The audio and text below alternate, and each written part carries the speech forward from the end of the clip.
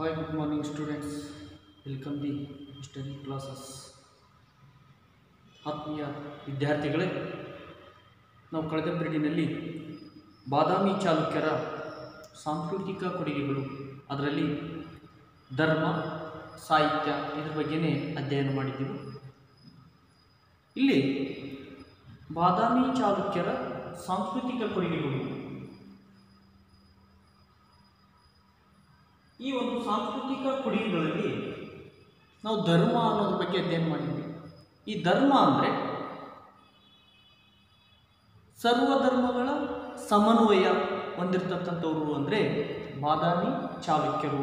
ಸರ್ವಧರ್ಮ ಸಮನ್ವಯ ಅಂದರೆ ಇಲ್ಲಿ ಬಾದಾಮಿ ಚಾಲುಕ್ಯರು ಎಲ್ಲ ಧರ್ಮಕ್ಕೂ ಸಹಿತ ಸಹಿಷ್ಣುತಾ ಭಾವ ಹೊಂದಿರತಕ್ಕಂಥವ್ರು ಅಂದರೆ ಬಾದಾಮಿ ಚಾಲುಕ್ಯರು ಅಂತ ಹೇಳಿದ್ದೀವಿ. ಅದರಲ್ಲಿ ಎಲ್ಲ ಧರ್ಮಗಳು, ಜೈನ ಧರ್ಮ ಆಗಿರ್ಬೋದು, ಬೌದ್ಧ ಧರ್ಮ ಆಗಿರ್ಬೋದು, ಮತ್ತೊಂದು ಧರ್ಮ ಆಗಿರ್ಬೋದು, ಮತ್ತೊಂದು ಧರ್ಮ ಆಗಿರ್ಬೋದು, ಎಲ್ಲ ಧರ್ಮಕ್ಕೂ ಸಹಿತ ಮುಕ್ತವಾದ ಅವಕಾಶವನ್ನು ಕೊಟ್ಟಿರ್ತಕ್ಕಂಥವ್ರು ಅಂದರೆ ಬಾದಾಮಿ ಚಾಲುಕ್ಯರು ಅಂತೇಳಿ ನಾವು ಕಳೆದ ಪೀಳಿಗೆಯಲ್ಲಿ ಹೇಳಿದ್ವಿ. ಅದಕ್ಕಾಗಿ ಅವರು ಯಜ್ಞಯಾಗಗಳನ್ನು ಸಹಿತ ಮಾಡಿದ್ರು ಅಂತಕ್ಕಂಥದ್ದು ಹೌದಾ. ಮತ್ತು ಇಲ್ಲಿ ಅನೇಕ ಪ್ರಾಣಿ ಬಲಿ ನಿಷೇಧ ಮಾಡಿರ್ತಕ್ಕಂಥದ್ದನ್ನು ನೋಡ್ತೀವಿ ನಾವು. ಯಜ್ಞಗಳನ್ನು ಮಾಡ್ತಾ ಇದ್ರು, ಎಲ್ಲ ಧರ್ಮಕ್ಕೂ ಸಮಾನವಾಗಿರುವಂಥ ಒಂದು ಅವಕಾಶವನ್ನು ಮಾಡಿಕೊಟ್ಟಿದ್ರು ಅಂತಕ್ಕಂಥದ್ದು ನಾವು ಕಳೆದ ಪೀಳಿಗೆಯಲ್ಲಿ ಅಧ್ಯಯನ ಮಾಡಿದ್ವಿ. ಆ ಒಂದು ಇದರಲ್ಲಿ ನೋಡ್ತಕ್ಕಂಥದ್ದು. ಅದೇ ರೀತಿಯಾಗಿ ನೆಕ್ಸ್ಟ್ ಪಾಯಿಂಟ್ಸ್ ಬರ್ತಕ್ಕಂಥದ್ದು ಲಿಟ್ರೇಚರ್, ಸಾಹಿತ್ಯ ಅನ್ನುವಂಥದ್ದು.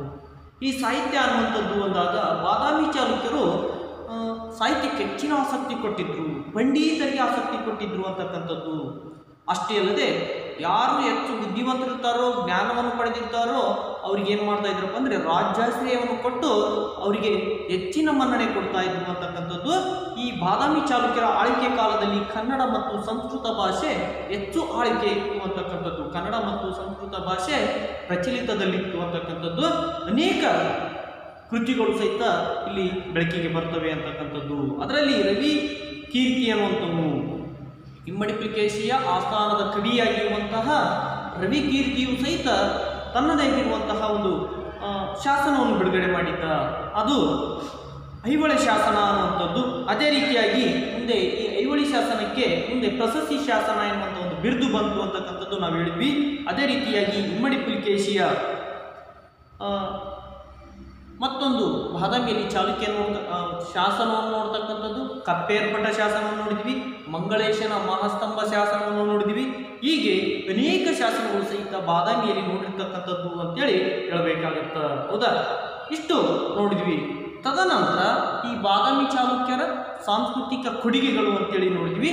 ಇವಾಗ ಬಾದಾಮಿ ಚಾಲುಕ್ಯರ ಕಲೆ ಮತ್ತು ವಾಸ್ತುಶಿಲ್ಪದಲ್ಲಿ ಬರ್ತಕ್ಕಂಥ ಈ ಒಂದು ಗುಹಾಂತರ ದೇವಾಲಯಗಳು ಅಂತೇಳಿ ಗುಹಾಂತರ ದೇವಾಲಯಗಳು ಕಲೆ ಮತ್ತು ವಾಸ್ತುಶಿಲ್ಪದಲ್ಲಿ ಬರ್ತಕ್ಕಂಥದ್ದು. ಈ ಬಾದಾಮಿಯಲ್ಲಿ ಬರುವಂತಹ ಗುಹಾಂತರ ದೇವಾಲಯಗಳು, ಇಲ್ಲಿರುವಂಥದ್ದು ಗುಹಾಂತರ ದೇವಾಲಯಗಳು ಅಂತಕ್ಕಂಥದ್ದು. ಏನು ಗುಹಾಂತರ ದೇವಾಲಯಗಳು ಅಂದರೆ ಬಾದಾಮಿ ಚಾಲುಕ್ಯರು ಈ ಒಂದು ಬೃಹತಾಕಾರದ ಗುಡ್ಡದಲ್ಲಿ ಈ ಕೊರೆದು ಗುಹೆಗಳನ್ನು ನಿರ್ಮಾಣ ಮಾಡಿರ್ತಕ್ಕಂಥದ್ದನ್ನು ನೋಡ್ತೀವಿ. ಬಾದಾಮಿ ಚಾಲುಕ್ಯರು ಏನು ಮಾಡ್ತಾ ಇದ್ರು, ಬೃಹತ್ ಆಕಾರದ ಗುಡ್ಡ, ಕೊಳ್ಳ ಅಂತ ಹೇಳ್ತೀವಿ ನಾವು. ಆ ಒಂದು ಗುಡ್ಡದಲ್ಲಿ ಕೆತ್ತನೆಗಳ ಮೂಲಕವಾಗಿ ಗುಹೆಗಳನ್ನು ನಿರ್ಮಾಣ ಮಾಡಿರ್ತಕ್ಕಂಥದ್ದನ್ನು ನೋಡ್ತೀವಿ ಹೌದಾ. ಗುಹೆಗಳನ್ನು ನಿರ್ಮಾಣ ಮಾಡಿರ್ತಕ್ಕಂಥದ್ದು, ಕೊರೆಸಿರುವುದನ್ನು ನೋಡ್ತೀವಿ. ಈ ಬಾದಾಮಿಯಲ್ಲಿ 4 ಗುಹಾಂತರ ದೇವಾಲಯಗಳು ನೋಡಬಹುದು ಅಂತಕ್ಕಂಥದ್ದು. ಬಾದಾಮಿಯಲ್ಲಿ ಕಂಡುಬರುವಂಥದ್ದು 4 ಗುಹಾಂತರ ದೇವಾಲಯಗಳು ಕಂಡುಬರುತ್ತದೆ. ಆ ದೇವಾಲಯದಲ್ಲಿ ತನ್ನದೇ ಆಗಿರುವಂತಹ ಲಕ್ಷಣಗಳನ್ನು ಒಳಗೊಂಡಿದೆ.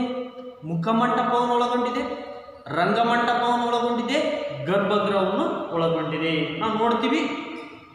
ನಾನು ಮೊನ್ನೆ ಕಳೆದ ಪೀಳಿಗೆಯಲ್ಲಿ ಹೇಳಿದ್ದೆ, ಇದಕ್ಕೇನಿದು ಗರ್ಭಗೃಹ ಅಂತ ಹೇಳಿದ್ದೆ ನಾನು. ಗರ್ಭಗೃಹ ಹೌದಾ. ಇದೇನಿದು ಸ್ವಲ್ಪ ಇದು ಗರ್ಭಗೃಹ ಆದಮೇಲೆ ಈ ತರ ಬರುತ್ತೆ. ಇದಕ್ಕೇನಂತ ಕರಿತೀವಿ ನೀವು, ಸುಖನಾಸಿ ಹೌದಾ. ಸುಖನಾಸಿ ಆದ್ಮೇಲೆ ಮತ್ತೆ ಮುಂದುವರೆದು ಬರ್ತೀವಿ. ಸಭಾಮಂಟಪ ಅನ್ನೋದು ಬರುತ್ತೆ ಹೌದಾ. ಸಭಾಮಂಟಪ ಆದ್ಮೇಲೆ ಮತ್ತೆ ಮುಂದುವರೆದು ಬರ್ತೀವಿ ನಾವು. ಪಾದ ಪಂಕಜ ಅನ್ನುವಂಥದ್ದು ಬರುತ್ತೆ. ಪಾದ ಪಂಕಜ ಈ ರೀತಿಯಾಗಿ ಬಂದ ಮೇಲೆ ಮತ್ತೆ ಮುಂದೆ ದೇವಾಲಯದ ಮುಂದಿನ ಗರುಡು ಗಂಬ ಅನ್ನೋದನ್ನು ನೋಡ್ತೀವಿ ನಾವು. ಈ ರೀತಿ ಗರುಡು ಗಂಬ ಆದ್ಮೇಲೆ ಮತ್ತೆ ಏನು ನೋಡ್ತೀವಿ ನಾವು? ಫಸ್ಟ್ ನಾವೆಲ್ಲಿ ಹೋಗ್ತೀವಿ? ದೇವಾಲಯ ಮುಂಭಾಗ ಹೋಗ್ತೀವಿ, ಅಲ್ಲಿ ಗರುಡು ಗಂಬ ಇರಬಹುದು. ಗರುಡು ಗಂಬ ಆದ್ಮೇಲೆ ಮತ್ತೆ ಹೋಗ್ತೀವಿ ಸೀದಾ ಪಾದ ಪಂಕಜಕ್ಕೆ ಹೋಗ್ತೀವಿ. ಈ ತರ ಇರ್ತ ಪಾದ ಪಂಕಜ ಅಂದ್ರೆ ಪಾದಗಟ್ಟಿ ಅಂತೇಳಿ ನಾವು ಕರಿತೀವಿ. ಈ ಪಾದಗಟ್ಟಿ ಆದ್ಮೇಲೆ ಎಲ್ಲಿ ಹೋಗ್ತೀವಿ ನಾವು? ಒಳಗಡೆ ಎಂಟ್ರೆನ್ಸ್ ಆಗ್ತೀವಿ. ಇದಕ್ಕೆ ನಾವೇನು ಕರಿತೀವಿ? ಮುಖ ಮಂಟಪ ಎಂಬುದು. ಮುಖ ಮಂಟಪ ಈ ರೀತಿ ನೋಡ್ತೀವಿ. ಮುಖ ಮಂಟಪ ಆದ್ಮೇಲೆ ಒಳಗಡೆ ಹೋಗ್ತೀವಿ. ಒಳಗಡೆ ಹೋದ್ಮೇಲೆ ಅಲ್ಲಿ ಸಭಾ ಮಂಟಪ ಅನ್ನೋದು ಇರುತ್ತೆ, 4 ಕಂಬಗಳು ಇರ್ತವೆ, ಹೌದಾ? ಈ ರೀತಿಯಾಗಿ ಮುಂದ್ಗಡೆ ಹೋದಾಗ ಸುಖನಾಶ ಅನ್ನೋದು ಬರುತ್ತೆ. ಈ ಸುಖನಾಶ ಆದ್ಮೇಲೆ ಗರ್ಭಗೃಹ ಅನ್ನೋದು ಬರುತ್ತೆ. ನಾವು ಗರ್ಭಗೃಹದ ಸುತ್ತ ಯೂಸ್ ಮಾಡ್ತೀವಿ ನಾವು ಪ್ರದಕ್ಷಿಣ ಪಂಥ ಅಂತೇಳಿ ಕರಿತೀವಿ. ಪ್ರದಕ್ಷಿಣ ಪಂಥ ಅನ್ನುವಂಥದ್ದನ್ನು ಸಹಿತ ನೋಡ್ಬೇಕಾಗುತ್ತ. ಇಷ್ಟು ನಾವೆಲ್ಲಿ ನೋಡ್ತೀವಿ? ಬಾದಾಮಿಯ ಗುಹಾಂತರ ದೇವಾಲಯದಲ್ಲಿ ನೋಡ್ತಕ್ಕಂಥದ್ದು. ಅಷ್ಟೇ ಅಲ್ಲದೆ ಇಲ್ಲಿ ರಂಗಮಂಟಪ ಆಗಿರ್ಬೋದು, ಗರ್ಭಗೃಹಗಳನ್ನು ಸಹಿತ ಹೊಂದಿರತಕ್ಕಂಥದ್ದು. ಇಲ್ಲಿ ಮೊದಲನೇ ಗುಹೆ ಶೈವ ಧರ್ಮಕ್ಕೆ ಸೇರಿರ್ತಕ್ಕಂಥದ್ದು ಅಂತೇಳಿ ಹೇಳಬೇಕಾಗುತ್ತ. ಮೊದಲನೇ ಗುಹೆ ಶೈವ ಧರ್ಮಕ್ಕೆ ಸೇರಿರ್ತಕ್ಕಂಥದ್ದು. ಇಲ್ಲಿ ಅರ್ಧನಾರೀಶ್ವರಿ ಮತ್ತು ನಟರಾಜನ ಶಿಲ್ಪಗಳು ಆಕರ್ಷಣೀಯವಾಗಿವೆ ಅಂತಕ್ಕಂಥದ್ದು. ಮೊದಲನೇ ಗುಹಾಂತರದಲ್ಲಿ ಏನಿದ್ದವ್ರೆ? ಅರ್ಧನಾರೀಶ್ವರ ಮತ್ತು ಈ ಒಂದು ನಟರಾಜ. ನಟ ಅಂದ್ರೆ ಈ ಒಂದು ಭರತನಾಟ್ಯ ಮಾಡುವಂಥ ದೃಶ್ಯ ನೋಡ್ತೀವಿ. ಆ ರೀತಿ ಚಿತ್ರಗಳು ಮೊದಲನೇ ಗುಹಾಂತರ ದೇವಾಲಯಗಳಲ್ಲಿ ಕಂಡು ಬಂದಿದೆ ಅಂತಕ್ಕಂಥದ್ದು ಹೇಳಬೇಕಾಗುತ್ತ. ಅಷ್ಟೇ ಅಲ್ಲದೆ ಎರಡನೇ ಮತ್ತು ಮೂರನೇ ಗುಹೆಯು ಸಹಿತ ವೈಷ್ಣವ ಧರ್ಮಕ್ಕೆ ಸೇರಿರ್ತಕ್ಕಂಥದ್ದು ಅಂತೇಳಿ ಹೇಳಬೇಕಾಗುತ್ತ. 2 ಮತ್ತು 3ನೇ ಗುಹಾಂತರ ದೇವಾಲಯದಲ್ಲಿ ಯಾವ ಧರ್ಮಕ್ಕೆ ಸೇರಿರೋದು? ವೈಷ್ಣವ ಪಂಥಕ್ಕೆ ಸೇರಿರ್ತಕ್ಕಂಥದ್ದು ಅಂತೇಳಿ ಹೇಳಬೇಕಾಗುತ್ತ. ಇಲ್ಲಿ ಈ ದೇವಾಲಯದಲ್ಲಿ ವರಹ ಮತ್ತು ವಾಮನ ಉಬ್ಬುಗಳು ಗಮನಾರ್ಹವಾಗಿವೆ ಅಂತಕ್ಕಂಥದ್ದು. ವರಹ ಮತ್ತು ವಾಮನ ಉಬ್ಬುಗಳು ಸಹಿತ ಈ ದೇವಾಲಯದಲ್ಲಿ ಕಂಡು ಬರ್ತಾ ಇದ್ದೇವೆ ಅಂತೇಳಿ ಹೇಳಬೇಕಾಗುತ್ತ. 3ನೇ ಗುಹಾಂತರ ದೇವಾಲಯದಲ್ಲಿ ಎಲ್ಲದಕ್ಕಿಂತ ಇದು ದೊಡ್ಡದು ಅಂತಕ್ಕಂಥದ್ದು. 3ನೇ ಗುಹಾಂತರ ದೇವಾಲಯ ಎಲ್ಲದಕ್ಕಿಂತ ಇದು ದೊಡ್ಡದಾಗಿದೆ ಅಂತಕ್ಕಂಥದ್ದು ಹೇಳಬೇಕಾಗುತ್ತ. ಈ 3ನೇ ಗುಹಾಂತರ ದೇವಾಲಯವನ್ನು ಮಂಗಳೇಶನು ಕೆತ್ತಿಸಿದ ಅಂತಕ್ಕಂಥದ್ದು. ಬೃಹದಾಕಾರದ ಈ ಮಂಗಳೇಶನ್ ಏನು ಮಾಡ್ತಾರೆ?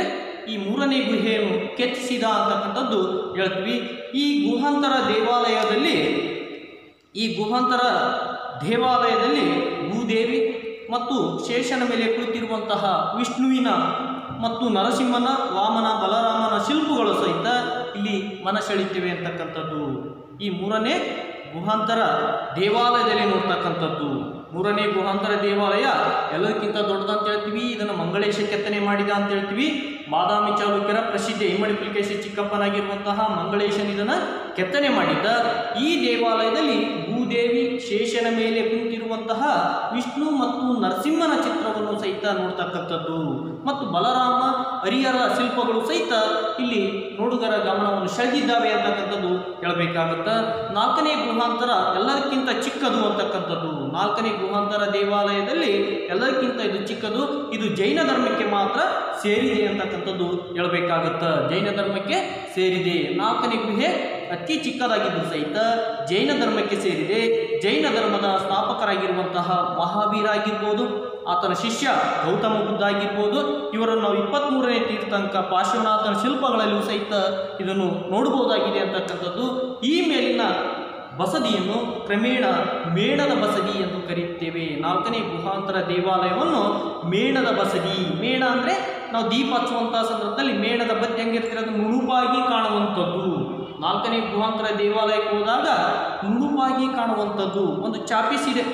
ಈ ಚಾಪೀಸ್ ಎಷ್ಟೊಂದು ನುಣುಪಾಗಿ ಕಾಣ್ತಾ ಇದೆಯೋ ಹಾಗೆ ಆ 4ನೇ ಗುಹಾಂತರ ದೇವಾಲಯವು ಸಹಿತ ಎಲ್ಲದಕ್ಕಿಂತಲೂ ಸಹಿತ ಸೂಕ್ಷ್ಮವಾಗಿ ನುಣುಪಾಗಿ ಮುಟ್ಟಿದ್ರೆ ನಮ್ಗೆ ಹೆಂಗಂದ್ರೆ ಚಾಪೀಸ್ ಯಾವ ರೀತಿ ಕಾಣ್ತಾ ಇದೆಯೋ ಈ ರೀತಿಯಾಗಿ ಇದು ಕಾಣ್ತಾ ಇದೆ ಅಂತಕ್ಕಂಥದ್ದು ಇಲ್ಲಿ 4ನೇ ಗುಹಾಂತರ ದೇವಾಲಯ ಕಾಣ್ತಾ ಇದೆ.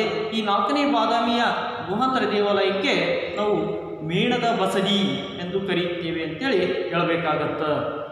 ಅಷ್ಟೇ ಅಲ್ಲದೆ ಬಾದಾಮಿ ಗುಹಾಂತರ ದೇವಾಲಯವು ಇದು 4 ದೇವಾಲಯ ಪ್ರಸಿದ್ಧಿಯನ್ನು ಪಡೆದಿವೆ ಅಂತಕ್ಕಂಥದ್ದು. ಇದು ಐತಿಹಾಸಿಕ ಒಂದು ಸ್ಥಳವಾಗಿದೆ. ನೋಡುಗರ ಗಮನವನ್ನು ಇದು ಅತಿ ಆಕರ್ಷಣೀಯವಾಗಿದೆ ಅಂತಕ್ಕಂಥದ್ದು ಹೇಳಬೇಕಾಗುತ್ತೆ. ಇದು ಕಲಾತ್ಮಕವಾಗಿ ಕಾಣಬಹುದು.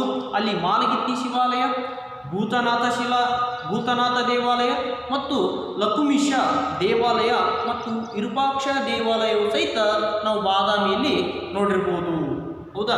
ಇಷ್ಟು ಅಂದರೆ ಇತರ ದೇವಾಲಯಗಳು ಇವು ಕಲಾತ್ಮಕವಾಗಿ ಕಂಡಿರ್ತಕ್ಕಂಥದ್ದು. ಶಿವ ದೇವಾಲಯ, ಭೂತನಾಥ ದೇವಾಲಯ ಮತ್ತು ಈ ವಿರೂಪಾಕ್ಷ ದೇವಾಲಯ, ಮಾಲಗಿತ್ತಿ ದೇವಾಲಯ ಅನ್ನುವಂಥದ್ದು ಈ ಬಾದಾಮಿಯಲ್ಲಿ ಇತರ ದೇವಾಲಯಗಳು ಸಹಿತ ಇಲ್ಲಿ ಕಂಡು ಬರ್ತಾ ಇದ್ದಾವೆ ಅಂತಕ್ಕಂಥದ್ದು ಹೇಳಬೇಕಾಗುತ್ತ. ಇಲ್ಲಿ ಬಾದಾಮಿಯಲ್ಲಿ ಇಷ್ಟ ತಿಳ್ಕೊಂಡಿದ್ದು ನಾವು ಭಗವಂತನ ದೇವಾಲಯದಲ್ಲಿ ನೋಡಿದ್ವಿ ಅಂತಕ್ಕಂಥದ್ದು. ನೆಕ್ಸ್ಟ್ ಬರ್ತಕ್ಕಂಥದ್ದು ಐಹೊಳೆ. ನೆಕ್ಸ್ಟ್ ಯಾವುದೇ ಐಹೊಳೆ ಅಂತಕ್ಕಂಥದ್ದು ಬರುತ್ತೆ. ಈ ಐಹೊಳೆಯು ಸಹಿತ ಒಂದು ಪ್ರಮುಖ ವ್ಯಾಪಾರ ಕೇಂದ್ರವಾಗಿತ್ತು ಮತ್ತು ಕಲೆ ಮತ್ತು ವಾಸ್ತುಶಿಲ್ಪಕ್ಕೆ ಒಂದು ಧಾರ್ಮಿಕ ಕೇಂದ್ರವಾಗಿದೆ ಅಂತಕ್ಕಂಥದ್ದು ಹೇಳಬೇಕಾಗತ್ತೆ. ಅಂದರೆ ಐಹೊಳೆ ಅನ್ನುವಂಥದ್ದು ಅದಕ್ಕಾಗಿ ಪರ್ಷಿಯನ್ ಬ್ರೂನ್ ಅನ್ನುವಂಥವನ್ನ ಹೇಳ್ತಾನೆ. ಏನು ಹೇಳ್ತಾನಪ್ಪ ಅಂದರೆ ಈ ಕಲೆ ಮತ್ತು ವಾಸ್ತುಶಿಲ್ಪ ಅನ್ನುವಂಥದ್ದು ಐಹೊಳೆಯಲ್ಲಿ ಜನ್ಮ ತಾಳಿ, ಹೌದಾ, ಬಾದಾಮಿ ಮತ್ತು ಪಟ್ಟದಕಲ್ಲಿನಲ್ಲಿ ಏನಾಗುತ್ತೆ ಅದು ನಶಿಸಿ ಬೆಳೆಯಿತು ಅಂತಕ್ಕಂಥದ್ದು. ಅಂದರೆ ಈ ಐಹೊಳೆಯಲ್ಲಿ ಏನಾಗುತ್ತೆ ಜನ್ಮ ತಾಳುತ್ತಾ ಬಾದಾಮಿ ಮತ್ತು ಪಟ್ಟದಕಲ್ಲಲ್ಲಿ ಮತ್ತಷ್ಟು ಅದು ಬೆಳೆಯಿತು ಅಂತಕ್ಕಂಥದ್ದು ಒಬ್ಬ ಯಾತ್ರಿಕನಾಗಿರುವಂತಹ ಪರ್ಷಿಯಾದ ಯಾತ್ರಿಕನಾಗಿರುವಂತಹ ವ್ಯಕ್ತಿ ಈ ಮಾತನ್ನು ಹೇಳಿದ ಅಂತಕ್ಕಂಥದ್ದು ಹೇಳಬೇಕಾಗುತ್ತೆ. ತದನಂತರ ಈ ಬಾದಾಮಿ ಚಾಲುಕ್ಯರ ಅನೇಕ ದೇವಾಲಯಗಳನ್ನು ಸಹಿತ ಇಲ್ಲಿ ನಾವು ಕಾಣಬಹುದು ಅಂತಕ್ಕಂಥದ್ದು. ಬಾದಾಮಿ ಚಾಲುಕ್ಯರ ಅನೇಕ ದೇವಾಲಯಗಳನ್ನು ಸಹಿತ ಇಲ್ಲಿ ನೋಡ್ತೀವಿ ನಾವು ಐಹೊಳೆಯಲ್ಲಿ ಕಾಣಬಹುದು ಅಂತಕ್ಕಂಥದ್ದು ಹೇಳಬೇಕಾಗತ್ತೆ. ಅದರಲ್ಲಿ ಮೊದಲನೇದಾಗಿ ಲಾರ್ಡ್ ಖಾನ್ ದೇವಾಲಯ ಅಂತಕ್ಕಂಥದ್ದು. ಅಂದರೆ ಈ ಐಹೊಳೆಯಲ್ಲಿ ಬರ್ತಕ್ಕಂಥದ್ದು ಯಾವುದ್ರಿ? ಲಾರ್ಡ್ ಖಾನ್ ದೇವಾಲಯ. ಹೌದಾ? ಈ ಲಾರ್ಡ್ ಖಾನ್ ದೇವಾಲಯ, ಲಾರ್ಡ್ ಖಾನ್ ಎಂಬ ಹೆಸರು ಯಾಕೆ ಬರ್ತಪ್ಪ ಅಂದರೆ ಒಬ್ಬ ಮುಸ್ಲಿಂ ಸಂತ ಈ ದೇವಾಲಯದಲ್ಲಿ ಹೆಚ್ಚು ವಾಸ ಮಾಡಿದ್ದ. ಲಾರ್ಡ್ ಖಾನ್ ಎನ್ನುವಂಥ ವ್ಯಕ್ತಿ ಈ ದೇವಾಲಯದಲ್ಲಿ ಹೆಚ್ಚು ವಾಸ ಮಾಡಿದ್ದ, ಲಾರ್ಡ್ ಖಾನ್. ಅದಕ್ಕಾಗಲಿ ಇದಕ್ಕೆ ಲಾರ್ಡ್ ಖಾನ್ ದೇವಾಲಯ ಅಂತ ಹೆಸರು ಬಂತು ಅಂತೇಳಿ ನಾವು ಹೇಳಬೇಕಾಗತ್ತ. ಒಬ್ಬ ಮುಸ್ಲಿಂ ಸಂತ ಇಲ್ಲಿ ಹೆಚ್ಚು ದಿನಗಳ ಕಾಲ ವಾಸವಾಗಿದ್ದ, ಅದಕ್ಕೋಸ್ಕರ ಇದಕ್ಕೆ ನಾವು ಲಾರ್ಡ್ ಖಾನ್ ದೇವಾಲಯ ಅಂತೇಳಿ ಕರೆದಿವಿ ಅಂತೇಳಿ ಹೇಳಬೇಕಾಗತ್ತ. ನೆಕ್ಸ್ಟ್ ಬರ್ತಕ್ಕಂಥದ್ದು ಯಾವುದಪ್ಪ ಅಂದರೆ ಇಲ್ಲಿ ಇದರಲ್ಲಿ ಮತ್ತೆ ಏನಪ್ಪ ಅಂದರೆ ಯಾವ ಒಂದು ಪಂಥಕ್ಕೆ ಸೇರಿದೆ ಅಂದರೆ ವೈಷ್ಣವ ಪಂಥಕ್ಕೂ ಸಹಿತ ಇದು ಸೇರಿದೆ ಅಂತಕ್ಕಂಥದ್ದು ಸಹಿತ ಇಲ್ಲಿ ವಿಮರ್ಶಕ ಏನ್ರಿ ಕಸಿನ್ಸ್ ಎನ್ನುವಂಥವ್ರು. ಯಾರೇ? ಏನ್ರಿ ಕಸಿನ್ಸ್.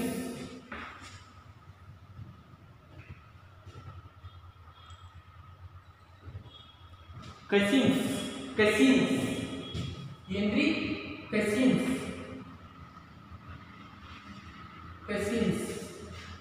ಏನ್ರಿ ಕಸಿನ್ಸ್ ಎನ್ನುವಂಥವನು ಇದಕ್ಕೆ ಏನಂತ ಕರೆದನ್ರಿ ವೈಷ್ಣವ ದೇವಾಲಯ ಅಂತೇಳಿ ಕರೆದಾನೆ. ಲಾರ್ಡ್ ಖಾನ್ ದೇವಾಲಯಕ್ಕೆ ವೈಷ್ಣವ ದೇವಾಲಯ ಎಂದು ಕರೆದವರು ಯಾರಂತ ಕೇಳಿದ್ರೆ ಏನ್ರಿ ಕಸಿನ್ಸ್ ಎನ್ನುವಂಥವನು ಇದನ್ನು ಕರೆದ ಅಂತಕ್ಕಂಥದ್ದು ಹೇಳಬೇಕಾಗತ್ತ. ಈ ದೇವಾಲಯದಲ್ಲಿ ಸಹಿತ ಗರ್ಭಗೃಹವನ್ನು ಒಳಗೊಂಡಿದೆ. ಹೌದಾ? ಗರ್ಭಗೃಹದ ಬಾಗಿಲ ಮೇಲೆ ಗರುಡನ ಶಿಲ್ಪ ಇರ್ತಕ್ಕಂಥದ್ದು ಗರ್ಭಗೃಹ ಅಂದರೆ ಹಿಂಗಾಲೆ ಬರ್ತಿದೆ. ಗರ್ಭಗೃಹ ಅಂದರೆ ಈ ಭಾಗ ದೇವರು ಮುಟ್ಟಿರುವಂತಹ ಒಂದು ಸ್ಥಳಕ್ಕೆ ನಾವೇನು ಕರಿತೀವಿ? ಗರ್ಭಗೃಹ ಅಂತಕ್ಕಂಥದ್ದನ್ನು ಕರಿಬೇಕಾಗತ್ತ. ಹೌದಾ? ತದನಂತರ ಇಲ್ಲಿ ಶಿವಲಿಂಗ ಇರುವಂಥದ್ದನ್ನು ನೋಡಬಹುದು, ನಂದಿ ವಿಗ್ರಹವನ್ನು ಸಹಿತ ಇಲ್ಲಿ ನೋಡಬಹುದಾಗಿದೆ ಅಂತಕ್ಕಂಥದ್ದು. ಹೌದಾ? ಇಷ್ಟು ಇದರಲ್ಲಿ ಬರುವಂಥದ್ದು.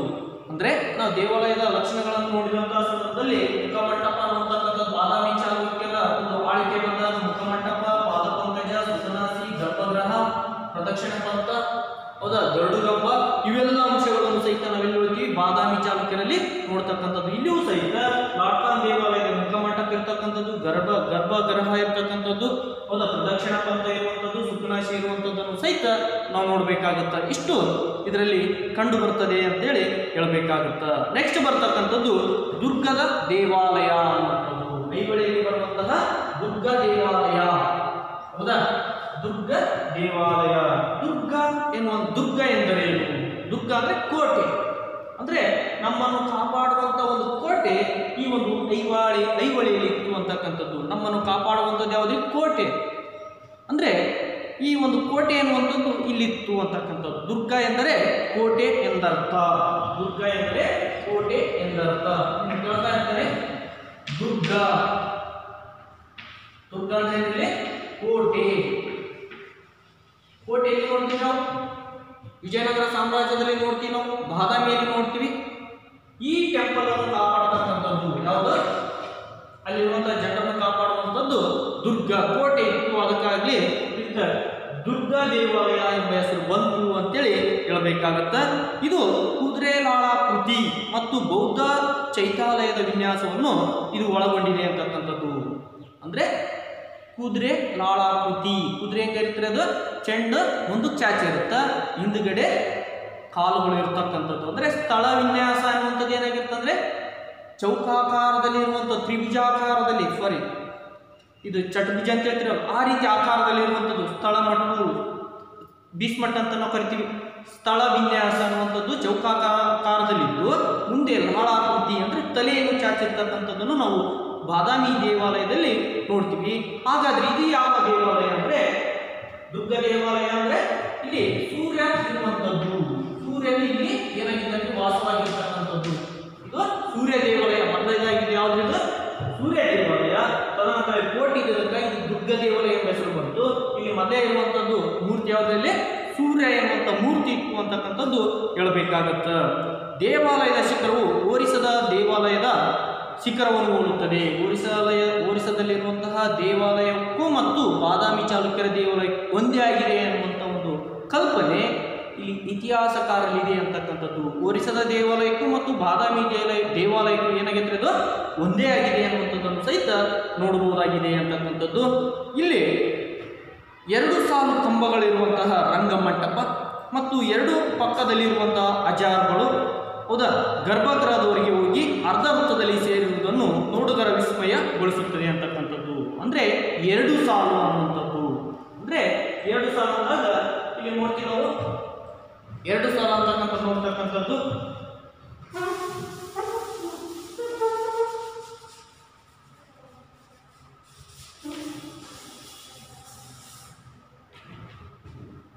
ಇಲ್ಲಿ 2 ಸಾಲು ನೋಡ್ತಕ್ಕಂಥದ್ದು ಈ ರೀತಿಯಾಗಿ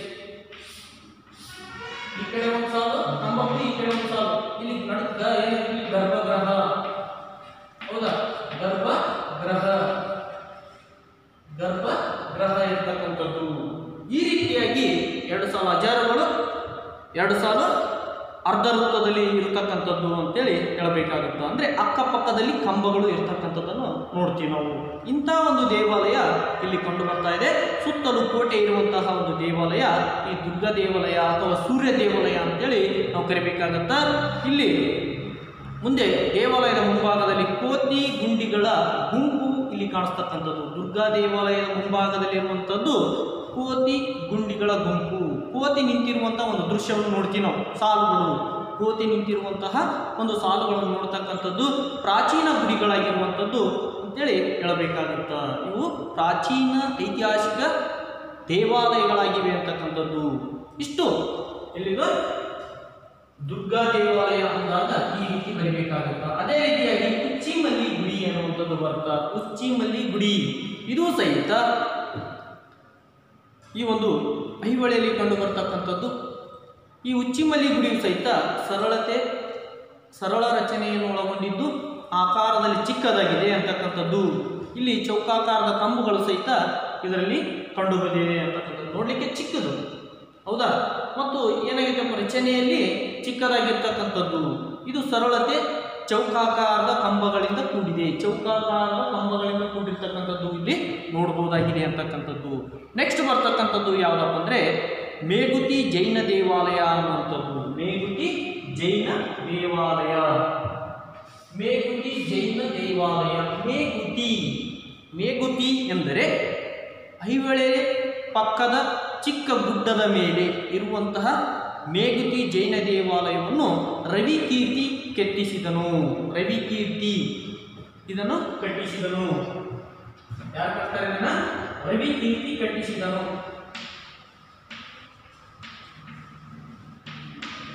ಈ ದೇವಾಲಯವನ್ನು ರವಿಕೀರ್ತಿ ಕಟ್ಟಿಸಿದನು ಅಂತೇಳಿ ನಾವು ಹೇಳಬೇಕಾಗತ್ತ. ಇಲ್ಲಿ ಮೇಗುತಿ ಅಂದ್ರೆ ಗುಡ್ಡದ ಮೇಲೆ ಇರುವಂತಹದಕ್ಕಾಗಿ ಇದು ಮೇಗುತಿ, ಮೇಲು ಅಂತ ನಾವು ಕರಿತೀವಲ್ಲ, ಆ ರೀತಿ ಗುಡ್ಡದ ಮೇಲೆ ಇರುವಂತಹದಕ್ಕೆ ನಾವು ಮೇಗುತಿ ಜೈನ ದೇವಾಲಯ ಅಂತಕ್ಕಂಥದ್ದು. ಇದು ಮೂಲತಃ ಜೈನ ದೇವಾಲಯವಾಗಿದೆ. ಇಲ್ಲಿ ಗುಡ್ಡದ ಮೇಲೆ ಇರುವುದಕ್ಕಾಗಿ ಮೇಗುತಿ ಅನ್ನುವಂಥ ಒಂದು ಪದ ಬಳಸಿದ್ದಾರೆ ಅಂತಕ್ಕಂಥದ್ದು ಹೇಳಬೇಕಾಗತ್ತ. ಅಷ್ಟೇ ಅಲ್ಲದೆ ಈ ದೇವಾಲಯದ ಅಷ್ಟೇ ಅಲ್ಲದೆ ಈ ದೇವಾಲಯದ ಪೂರ್ವ ಗೋಡೆಗಳ ಮೇಲೆ ಐಹೊಳೆ ಶಾಸನವನ್ನು ಬರೆಸಲಾಗಿದೆ. ಪೂರ್ವ ಗೋಡೆಗಳ ಮೇಲೆ ಐಹೊಳೆ ಶಾಸನವನ್ನು ಕೆತ್ತಲಾಗಿದೆ ಅಂತಕ್ಕಂಥದ್ದು. ಐಹೊಳೆ 5 ಹೊಳೆಗಳು ಅಲ್ಲಿ ಸೇರಿರ್ತಕ್ಕಂಥದ್ದು ಅಂತೇಳಿ ಹೇಳಬೇಕಾಗತ್ತ. ತದನಂತರ ಈ ದೇವಾಲಯದಲ್ಲಿ ಮುಖಮಂಟಪ, ಮಧ್ಯಮಂಟಪ, ಗರ್ಭಗೃಹವನ್ನು ಇದು ಹೊಂದಿದೆ ಅಂತಕ್ಕಂಥದ್ದು. ಮುಖಮಂಟಪ, ಮಧ್ಯಮಂಟಪ, ಗರ್ಭಗೃಹ. ಮುಖಮಂಟಪ ಅಂದ್ರೆ ದೇವಾಲಯದ ಮುಂಭಾಗ, ಇದು ಮುಖಮಂಟಪ, ಹೌದಾ. ಮಧ್ಯಮಂಟಪ ಈ ರೀತಿ ಅಂಕಣ ಇರ್ತಕ್ಕಂಥದ್ದು, ಹೌದಾ. ಏನಿದು ಮಧ್ಯಮಂಟಪ ಅನ್ನುವಂಥದ್ದು ಈ ರೀತಿ ಮತ್ತೆ ಮುಂದಾದ ಹೋದಾಗಲ್ಲ ಏನಿದು ಗರ್ಭಗೃಹ, ಹೌದಾ. ಗರ್ಭಗೃಹವನ್ನು ಸಹಿತ ಇಲ್ಲಿ ಒಳಗೊಂಡಿರ್ತಕ್ಕಂಥದ್ದು. ಯಾವುದೇ ದೇವಾಲಯಕ್ಕೆ ಹೋದಾಗ ಮುಖಮಂಟಪ, ಮಧ್ಯಮಂಟಪ, ಗರ್ಭಗೃಹವನ್ನು ಸಹಿತ ಇದು ಒಳಗೊಂಡಿದೆ ಅಂತಕ್ಕಂಥದ್ದು. ಇದು ದ್ರಾವಿಡ ಶೈಲಿಯನ್ನು ಗೋಪುರ ಒಳಗೊಂಡಿದೆ. ದ್ರಾವಿಡ ಶೈಲಿಯ ಗೋಪುರವನ್ನು ಇಲ್ಲಿ ಒಳಗೊಂಡಿದೆ. ಮತ್ತು ಅಷ್ಟೇ ಅಲ್ಲದೆ ಇದು ಗುಡ್ಡದ ಮೇಲೆ ಇದ್ದಿದ್ದಕ್ಕಾಗಿ ಇದಕ್ಕೆ ಮೇಗುತಿ ಜೈನ ದೇವಾಲಯ ಅಂತೇಳಿ ಕರೆದಿವೆ ಅಂತೇಳಿ ನಾವು ಮೊದಲೇ ಹೇಳಿದೆ. ಈ ಮೇಗುತಿ ದೇವಾಲಯವಾಗಿರಬೇಕೆನ್ನುವುದು ವಿದ್ವಾಂಸರ ಅಭಿಪ್ರಾಯ ಅಂತಕ್ಕಂಥದ್ದು, ಹೌದಾ. ಇಲ್ಲಿ ಐಹೊಳೆಯಲ್ಲಿ ರಾವಣನ ಗುಂಡಿ ಗುಹೆಯಲ್ಲಿರುವಂತಹ, ಐಹೊಳೆಯಲ್ಲಿ ಬರುವಂತಹ ರಾವಣನ ಗುಂಡಿ ಅನ್ನುವಂಥದ್ದು. ಮತ್ತು ಅಷ್ಟೇ ಅಲ್ಲದೆ ಈ ಒಂದು ದೇವಾಲಯದಲ್ಲಿ ಶಿವಲಿಂಗ, ವರಹ ಮತ್ತು ಕಾಳಿ, ನಟರಾಜ ಶಿಲ್ಪಗಳು ಇಲ್ಲಿ ಕಂಡು ಬರ್ತಕ್ಕಂಥದ್ದು. ಶಿವಲಿಂಗ ಮತ್ತು ಕಾಳಿ, ಅವತಾರ ಪುರುಷ, ಅವತಾರ ಕಾಳಿ ಅನ್ನುವಂಥದ್ದು, ನಟರಾಜ ಹುಬ್ಬುಗಳು ಸಹಿತ ಇಲ್ಲಿ ಕಾಣತಕ್ಕಂಥದ್ದು. ಇಲ್ಲಿ ಜ್ಯೋತಿರ್ಲಿಂಗ, ಮಲ್ಲಿಕಾರ್ಜುನ ಮತ್ತು ಸಿದ್ದೇಶ್ವರ ಮುಂತಾದ ದೇವಾಲಯಗಳು ಈ ಒಂದು ಮೇಗುತಿ ಜೈನ ದೇವಾಲಯದಲ್ಲಿ ಪಕ್ಕದಲ್ಲಿವೆ ಅಂತಕ್ಕಂಥದ್ದು ಹೇಳಬೇಕಾಗುತ್ತೆ. ಜ್ಯೋತಿರ್ಲಿಂಗ ಮತ್ತು ಸಿದ್ದೇಶ್ವರ ದೇವಾಲಯಗಳು ಸಹಿತ ಈ ಒಂದು ಮೇಗುತಿ ಜೈನದ ಪಕ್ಕದಲ್ಲಿವೆ ಅಂತಕ್ಕಂಥದ್ದು. ನೆಕ್ಸ್ಟ್ ಬರ್ತಕ್ಕಂಥದ್ದು ಪಟ್ಟದ ಕಲ್ಲು. ಪಟ್ಟದ ಕಲ್ಲು, ಪಟ್ಟದ ಕಲ್ಲಿನ ಪ್ರಾಚೀನ ಹೆಸರೇನು ಅಂತ ಹೇಳ್ತಾರೆ. ನಿಮ್ಗೆ ಒಂದು ಮಾರ್ಕ್ಸ್ ಕ್ವಶನ್. ಕಿಸು ಒಳಲ್. ಕಿಸು ಒಳಲ್. ಪಟ್ಟದ ಕಲ್ಲಿನ ಪ್ರಾಚೀನ ಹೆಸರೇನು? ಕಿಸು ಒಳಲ್.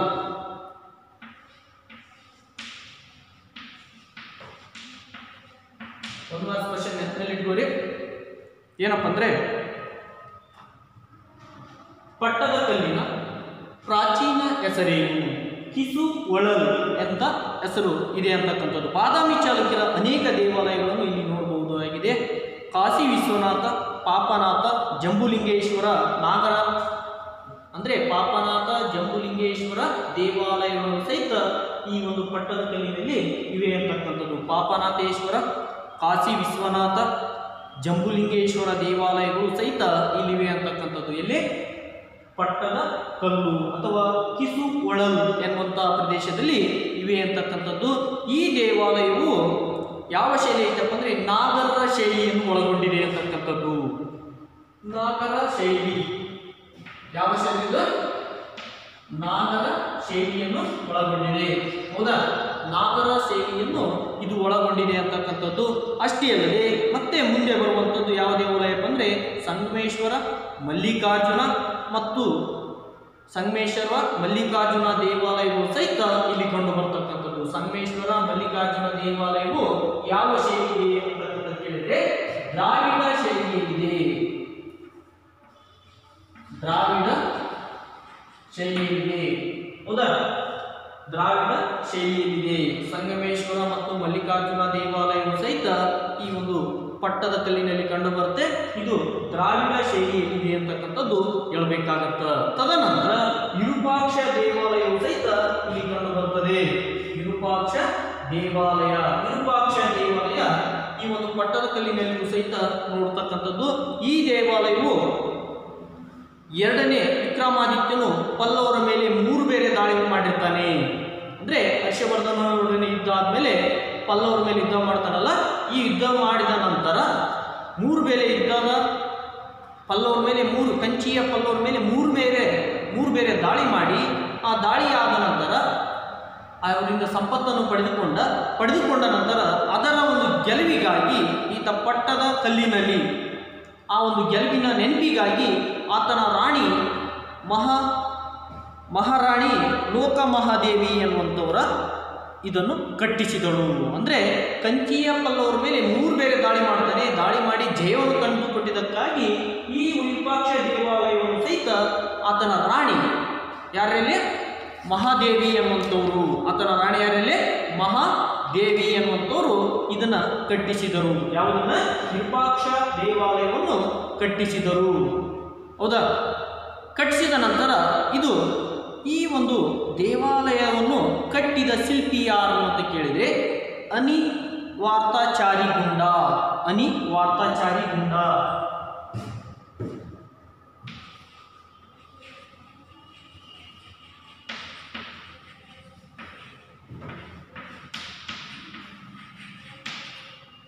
ಅನಿವಾರ್ತಾಚಾರಿಗುಂಡ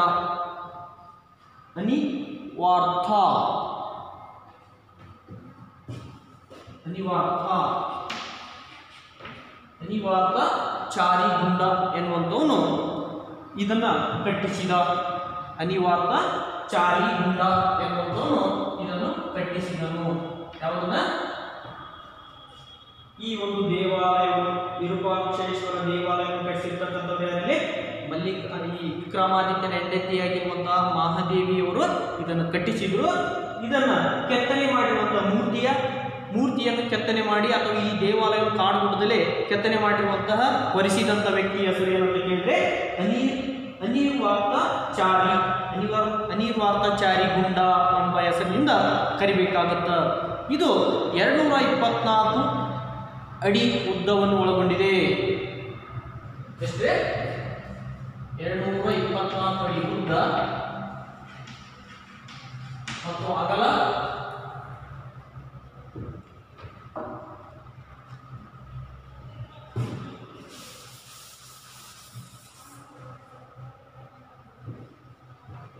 105 ಅಡಿ ಅಗಲವನ್ನು ಒಳಗೊಂಡಿದೆ. ಹೌದಾ? ಇಷ್ಟು ಇದರಲ್ಲಿ ಬರ್ತಕ್ಕಂಥದ್ದು 105 ಅಡಿ ಅಗಲವನ್ನು ಇದು ಒಳಗೊಂಡಿದೆ ಅಂತಕ್ಕಂಥದ್ದು.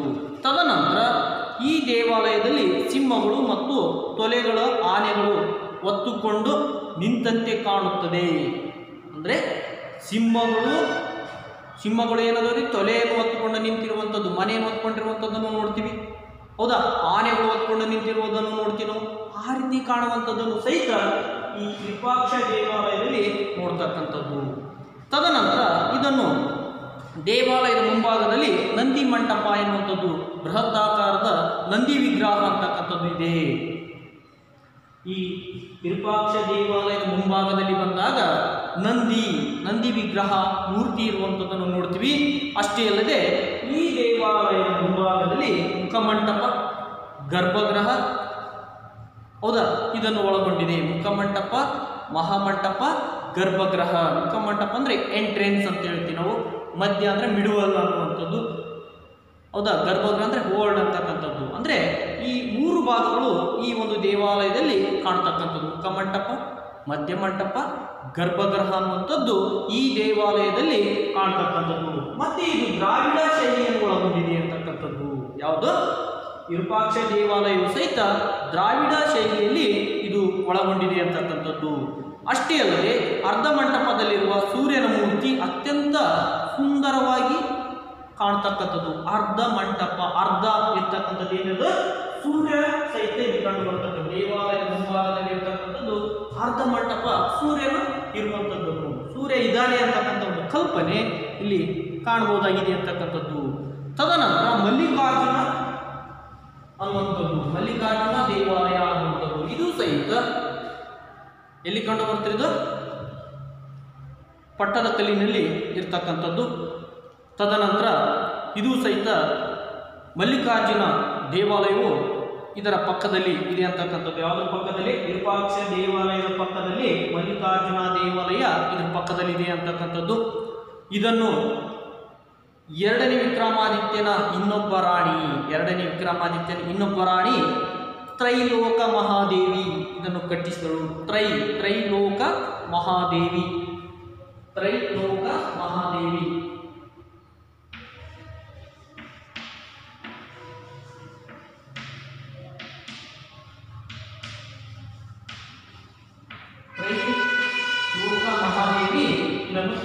ಯಾರು?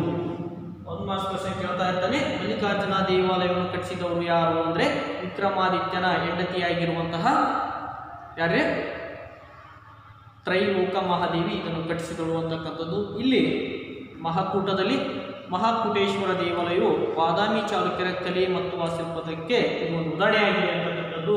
ಇಷ್ಟು ನಿಮಗೆ ಇದೆ ಅಂತಕ್ಕಂಥದ್ದು. ನಿಮ್ಗೆ ಏನೇ ಡೌಟ್ ಇದ್ರು ಸಹಿತ ಈ ಒಂದು ಲಕ್ಷಣ ಬಾದಾಮಿ ಚಾಲುಕ್ಯರ ಅಂದಾಗ ನಾನು ಹೇಳಿದ್ದೀನಿ ನಿನ್ನೆ ಲಕ್ಷಣಗಳನ್ನು ಮಾತ್ರ ನೆನಪಿಟ್ಕೊಳ್ಳಿ.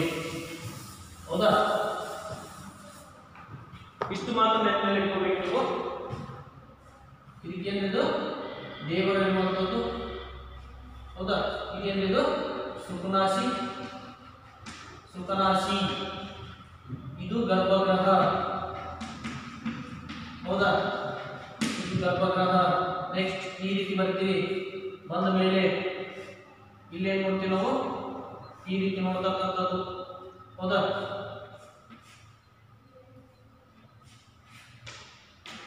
ಇಲ್ಲೊಂದು ನೋಡ್ತಿತ್ತಪ್ಪ ಅಂದ್ರೆ ಇದೊಂದು ಗರ್ಭಗೃಹ. ಇದು ಒಂದು ಗರ್ಭಗೃಹ. ಇದು ಒಂದು ಗರ್ಭಗೃಹ. ಹೌದಾ? ಇದಕ್ಕೆ ಏನ್ ಕರಿತೀವಿ ನಾವು? ತ್ರಿಕೂಟ. ಈ ಮೂರು ಇಲ್ಲಿಂದ ನೋಡಿದಾಗ ಇಲ್ಲೊಂದು ಕಂಠ ಮೂರ್ತಿ, ಇಲ್ಲೊಂದು ಮೂರ್ತಿ ಕಂಠ ಅಂದ್ರೆ ಇಲ್ಲೊಂದು ಮೂರ್ತಿ ಕಂಠ ನಾವೇನ್ ಕರಿತೀವಿ? ತ್ರಿಕೂಟ ಅಂತ ಹೇಳಿ ಕರಿತೀವಿ. ಇದಕ್ಕೆ ನಾವು ಇದರ ಮಧ್ಯದಲ್ಲಿ 4 ಕಂಬಗಳಿರ್ತವೆ. ಮಹಾಮಂಟಪ. ಇದಕ್ಕೆ ಮಧ್ಯದಲ್ಲಿ ಮಹಾಮಂಟಪ ಅಂತ ಹೇಳಿ ಕರಿತೀವಿ. ಮತ್ತೆ ಮುಂದುವರಿದು ಇದಕ್ಕೆ ಅಂತ ಕರಿತೀವಿ ನಾವು ಅಕ್ಕಪಕ್ಕದಲ್ಲಿ ದ್ವಾರಪಾಲಕರು ನಿಂತಿರುವಂತಹ ದೃಶ್ಯವನ್ನು ನೋಡ್ತೀವಿ ನಾವು. ಹೌದಾ? ಮತ್ತೆ ಇಲ್ಲಿ ಏನಿರ್ತಪ್ಪ ಅಂದ್ರೆ ಪ್ರದಕ್ಷಿಣ ಪಂಥ ಅಂತ ಹೇಳಿರ್ತ. ಇಲ್ಲಿ ಅಕ್ಕಪಕ್ಕರು ದ್ವಾರಪಾಲಕರು ಈ ರೀತಿ ಗಜಗಳನ್ನು ಹಿಡ್ಕೊಂಡು ನಿಂತಿರ್ತಾರೆ. ಇಲ್ಲೊಬ್ಬ ದ್ವಾರಪಾಲಕ ನಿಂತಿರ್ತಾನೆ. ಹೌದಾ? ಈ ರೀತಿಯಾಗಿ ನಿಂತಿರ್ತಕ್ಕಂಥದ್ದು ದ್ವಾರಪಾಲಕರಾದ ಮೇಲೆ ನೀವು ಪಾದ ಪಂಕಜ ಹೋಗ್ತೀರಿ. ಪಾದ ಪಂಕಜ ಅಂದ್ರೆ ಇಲ್ಲಿ ಪಾದಗಟ್ಟಿ ಇರುತ್ತೆ. ಇಲ್ಲಿ ಪಾದಗಟ್ಟಿ ಇದ್ದಾಗ ನೀವು ಏನ್ ಮಾಡ್ತೀರಿ? ಪಾದ ಪಂಕಜ. ಪಾದ ಪಂಕಜ ಹೋಗ್ತೀರಿ. ಪಾದ ಮುಟ್ಟಿ ಸಾ ಮಾಡ್ತೀರಿ. ಸಾ ಮಾಡಿದ ತಕ್ಷಣ ಎಲ್ಲಿ ಹೋಗ್ತೀರಿ? ನೀವು ಮುಖಮಂಟಪಕ್ಕೆ ಹೋಗ್ತೀರಿ. ಮುಖಮಂಟಪ ಆದ್ಮೇಲೆ ಅಕ್ಕಪಕ್ಕ ದ್ವಾರಪಾಲಕರು ನೋಡ್ತೀರಿ. ಒಳಗಡೆ ಹೋಗ್ತೀರಿ. ಒಳಗಡೆ ಹೋದಾಗ ಸಭಾಮಂಟಪಕ್ಕೆ ಹೋಗ್ತೀರಿ ಅಥವಾ ಮಧ್ಯ ಮಂಟಪಕ್ಕೆ ಹೋಗ್ತೀರಿ. ಈ ಕಡೆ ಒಂದು ಈ ಕಡೆ ಮೂರ್ತಿ ತಗೊಂಡು ತ್ರಿಕೂಟ ಅಂತ ಕರ್ತೀವಿ. ಹೌದಾ? ಇಲ್ಲಿ ಮುಂದಾದ ಹೋದ್ಮೇಲೆ ಸುಕನಾಸಿ ಬರ್ತ, ಗರ್ಭಗೃಹ ಬರ್ತ. ಇದಾದ್ಮೇಲೆ ಇನ್ನೂ ಪ್ರದಕ್ಷಿಣ ಹಾಕ್ತೀರಿ ಮತ್ತು ದೇವಾಲಯದ ಹೊರಭಾಗದಲ್ಲೂ ಸಹಿತ ನೀವು ಏನ್ ಮಾಡ್ತೀರಿ? ಪ್ರದಕ್ಷಿಣ ಹಾಕುವಂಥದ್ದನ್ನು ಸಹಿತ ನೋಡ್ತಕ್ಕಂಥದ್ದು. ಇಷ್ಟು ಈ ಬಾದಾಮಿ ಚಾಲುಕ್ಯರು ಅಂದಾಗ ಈ ಶೈಲಿ ಅಂತಕ್ಕಂಥದ್ದು ಇಲ್ಲಿ ಕಂಡು ಬರ್ತಾ ಇದೆ ಅಂತೇಳಿ ಹೇಳಬೇಕಾಗುತ್ತೆ. ಇಷ್ಟು ನೆನಪಿಟ್ಕೋಬೇಕು. ನಮಸ್ಕಾರ.